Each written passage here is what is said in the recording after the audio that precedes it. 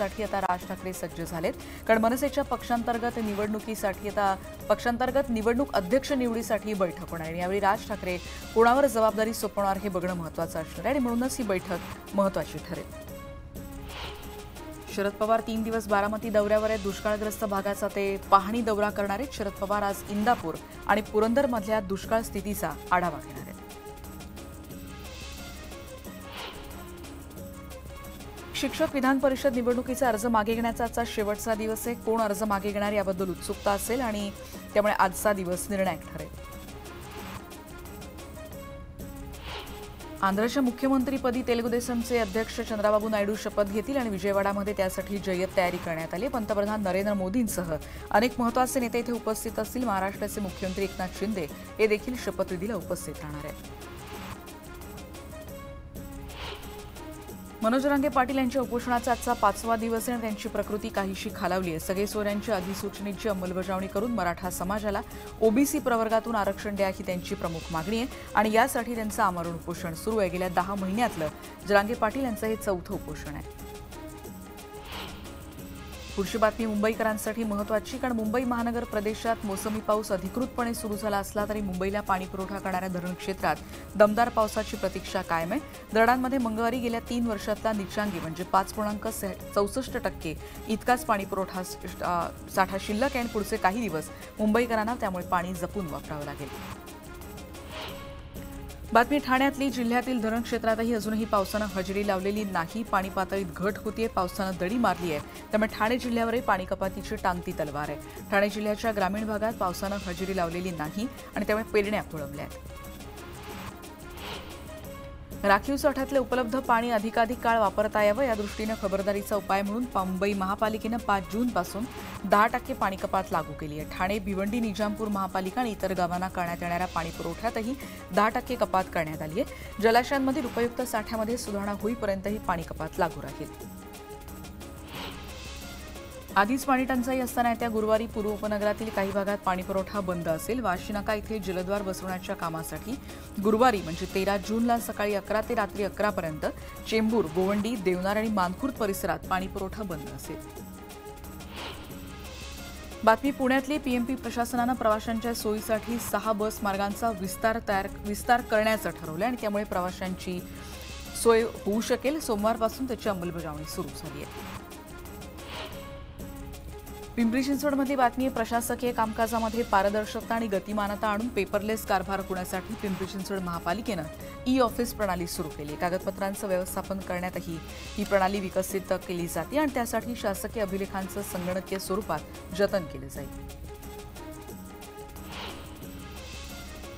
व्यावसायिक अभ्यासक्रमांचा दर्जा मिळालेल्या बीबीए, बीसीए आणि बीएमएस या अभ्यासक्रमांतर्गत विशेष अभ्यासक्रम सुरू करू इच्छिणाऱ्या कॉलेज आणि विद्यापीठांना आता अखिल भारतीय तंत्रशिक्षण परिषदेच्या परवानगीची गरज लागणार नाही आणि त्यांना संलग्नता असलेल्या विद्यापीठांच्या मान्यतेनं ते सुरू करता येईल असंही आता स्पष्ट करण्यात आलं.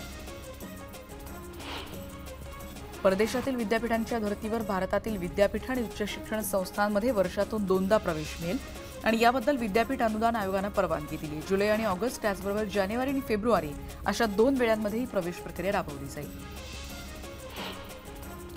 मुंबई विद्यापीठातील national centre for nano science and nano technology यामार्फत राबवण्यात येणाऱ्या एमएससी या 2 वर्षीय पूर्णवेळ अभ्यासक्रमाच्या प्रवेश प्रक्रियेला सुरुवात झाली आहे. प्रवेश प्रक्रिया आणि प्रवेश परीक्षेसाठी संकेतस्थळावर आणि गुगल फॉर्मवर जाऊन नावनोंदणी करणं विद्यार्थ्यांना बंधनकारक असेल. महानगरपालिकेच्या आरोग्य सेविका आणि आशा सेविकांनी पुकारलेल्या कामबंद आंदोलनाची पालिकेने दखल घेतली आणि अतिरिक्त आयुक्त डॉ. सुधाकर शिंदे यांनी आज दुपारी 2 वाजता सविस्तर चर्चेचं आश्वासन दिलंय.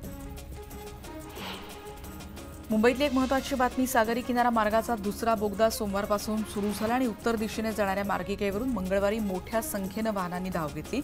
6 वाजेपर्यंत तब्बल 13,000 वाहनांनी या मार्गिकेवरून प्रवास केला. मुंबई कृषी उत्पन्न बाजार समितीमधील कांदा बटाटा बाजार आणि मसाला मार्केटमधील मध्यवर्ती सुविधा इमारत आणि मॅफको मार्केट धोकादायक घोषित करण्यात आलंय. इतर मार्केट 30 वर्षांपेक्षा जुनं झालंय आणि त्यामुळे इमारतींची संरचना परीक्षण करा अशी नोटीस नवी मुंबई महापालिकेनं आता एपीएमसीला केली आहे. नव्या पेन्शन योजनेबद्दल सरकारी कर्मचाऱ्यांमध्ये असंतोष लक्षात घेऊन सरकारने या योजनेत सुधारणा करण्याची तयारी सुरू केली. शेवटच्या वेतनातील मूळ वेतनाच्या 50% पेन्शन बसेल असे बदल या योजनेत केले जातात. मे महिन्याच्या एसआयपीद्वारे 20,904 कोटींची विक्रमी गुंतवणूक करण्यात आली आणि यावेळी 44 लाख एसआयपी खाती बंद करण्यात आली आहेत. एप्रिलच्या तुलनेत अकाउंट बंद करण्याचं प्रमाण तब्बल 88% वाढल्याचं कळतंय. शेतमालाला उत्पादन खर्चावर आधारित हमीभाव मिळत नाही, त्यामुळे हमीभाव देण्यासाठी कायदे बदलावेत अशी मागणी राज्य सरकारनं केंद्रीय कृषी मूल्य आयोगाकडे केली आहे. शालेय पोषण आहारातली खिचडी खाऊन विद्यार्थी कंटाळले, त्यामुळे त्यांच्या आहारामध्ये वैविध्य आणण्यासाठी सोयाबीन, पुलाव आणि नाचणीचं सत्व, त्याचबरोबर मोड आलेले कडधान्य आणि तृणधान्याचा समावेश करा, अशा 15 पाककृतींचा समावेश करा अशा सूचनाच आता शालेय शिक्षण विभागानं केल्या असं कळतंय. मे 2024 देशातील प्रवासी वाहनांच्या घाऊक विक्रीत 4% घट झाली आहे. एकूण 3,47,492 वाहनं विक्री त्यांची झाली आहे या महिन्यात आणि दुचाकींच्या विक्रीमध्ये 10% वाढ झाली आहे. 3 चाकींच्या विक्रीमध्ये 15% वाढ झाली. पुढची बातमी आहे. कांद्याचे दर दुपटीनं वाढले. 40 किलो कांद्याची किंमत आता 800 रुपयांपर्यंत पोहोचली. 450 रुपयांची असलेली 40 किलोची कांद्याची गोणी आता 800 रुपयांनी विकली जाते. पुढची बातमी आहे. मावळमधल्या देहूनगरीमध्ये सोयाबीन पेरणीला वेग आला. काही दिवसांवर पालखी सोहळा येऊन ठेपलाय. शेतकऱ्यांची पेरणीची लगबग त्यामुळे वाढली आहे. बीबीएफ पद्धतीने येथे शेतात पेरणी केली जाते. देशाचे नवे लष्कर प्रमुख म्हणून लेफ्टनंट जनरल उपेंद्र द्विवेदी यांचं नाव निश्चित करण्यात आलं आहे आणि त्याची घोषणा सरकारनं केली आहे. त्याचबरोबर द्विवेदी विद्यमान जनरल मनोज पांडे यांची जागा घेणार आहेत. कीटकजन्य आजारांमध्ये आता राज्यात वाढ होते. जानेवारी ते 7 मे या कालावधीमध्ये हिवतापाचे 3,062 रुग्ण आढळलेत.